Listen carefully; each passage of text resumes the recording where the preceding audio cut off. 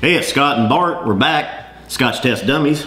Today we're going to taste Four Roses Single Barrel Kentucky Bourbon and talk about some happy bubbly H2O and how it can be changed by our simple thoughts. Let's test it.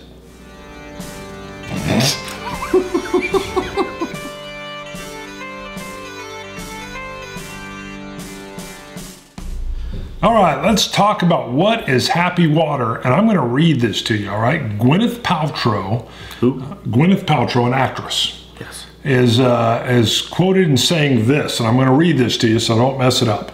I'm fascinated by the growing science behind the energy of consciousness and its effect on matter. That's quote unquote. She wrote this on her website, and then she has a long relationship with Dr.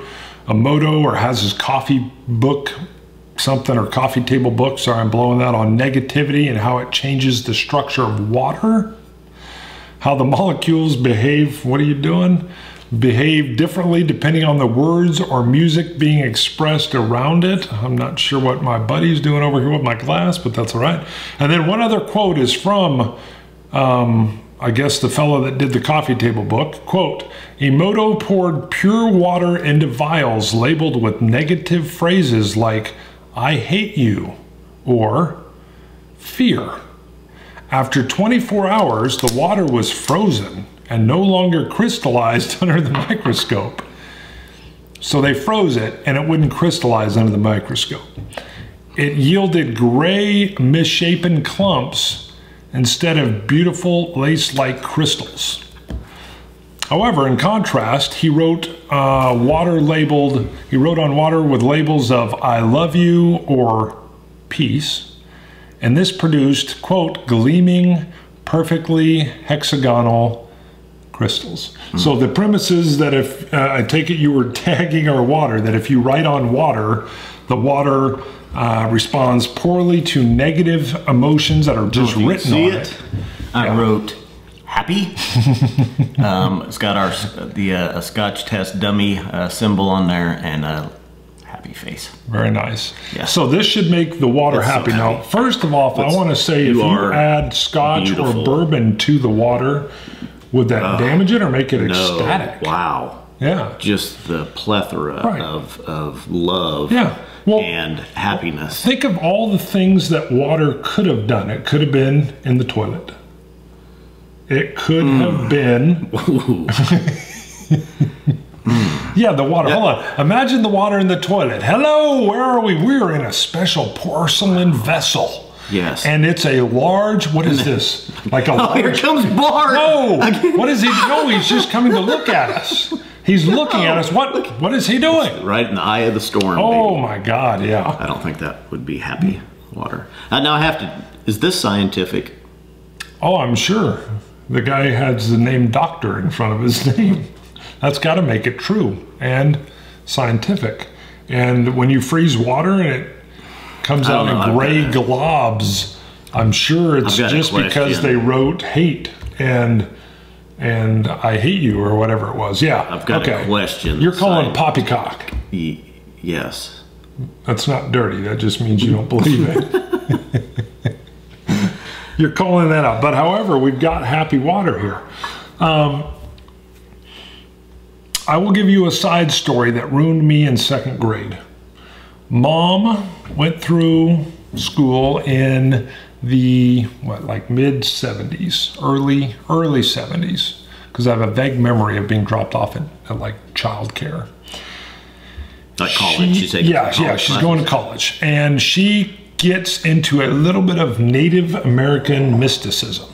And I strongly remember her telling me that rocks or crystals had like a spirit or feelings, or they were somehow alive or part of the cosmos or something.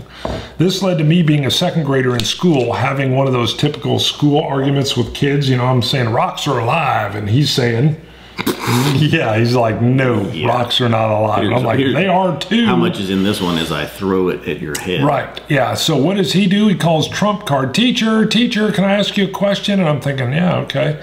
And he says, are rocks alive? Now, she doesn't know we're bantering back and forth. And she goes, no, rocks are not alive. And then he immediately goes, see? He's like, see, I told you. Which, if that was the water, it did make me feel bad. And then you could see the teacher even felt a little bad because she didn't know she was being sucked into that. And that was the first time I thought, why did Mom tell me that rocks were alive if the teacher says they're not? Why would she say that? Either way, I don't believe that the water has feelings. I don't believe you can write things on the water glass or the vial and it changes its substance. However, Now there are, I mean, if you, there's some phrases, some ancient writings from Indian tribes that talk of the earth, you know, trees, the mountains being living, and that's probably where your mom comes from, the rocks. Yes, as I got older, I understood where she was coming from. It's the whole Mother Earth kind of thing. Yeah. That you have to take care of it, that it's all almost like a living organism in a large, grand scale. And I get that. Yeah, and we will only draw from the earth what we need to survive, and the rest of the earth we treat. I mean, we came from the earth. We'll return. We'll return dust to the earth. Dust. Our ancestors are in the water. They're in the earth. They're there, so we respect it. I definitely think she should have held off on the rock conversation at least till I was in high school. Yeah, or maybe explained it. Yeah, a little bit rather than just saying rocks are alive and this rock has a spirit. And because I didn't get it, I was in second grade. But I'm not sure that water has feelings. I don't believe we it does. should respect. If it does, water and not waste it. If it does, we need to rework the whole sanitary system. And actually, I wanted to have some water like blow up on us in there while we were shooting. Yeah, tell him what you. Yeah, he wanted like water blowing up like and hitting the ceiling. Like I'm like our kids with water guns with the big cannons. And I'm like, this is my house with some angry water. Yeah, some mean water. Get it right in your eye. Bart would not go for that. I didn't want to drench the whole house with water. All right, let's move on. Four Roses. Single Barrel Kentucky Straight Bourbon Whiskey. Now you've been enjoying a lot of Four Roses. I haven't had any of it. The only other one I had, Four Roses, small batch. Okay. The Single Barrel, much like the Scotch, say the Balvenie Single Barrel, this has been one wooden cask they took and separated into the bottles. They did not combine casks to make this, so it's from one barrel. Is that a leather thing around the top? There is a nice little leather tab on there. Looks happy. Kentucky Straight Bourbon Whiskey. Now bourbon has to be made with at least 51% corn. And isn't it supposed to be from Bourbon County, Kentucky? I'm not sure about that. Here. Go ahead. I'm going to use the Happy Water. I think bourbon can be made anywhere in the U.S. I thought it had to be in Bourbon County, Kentucky, but hey. I think like 90% of bourbon. You said that the other day, and I'm not sure. Sorry, and I added water. We were going to try it neat. Why don't you try yours neat first? Corn generally is where you're going to get a little bit of the sweetness. Yeah. With the bourbons. Anybody that's drinking it, I think, knows bourbon does have a little bit more sweeter taste, especially than a Scotch does, or a Canadian whiskey. Yeah, I get a sweet smell, almost like spun sugar. I do, really. That was very strong. Yeah.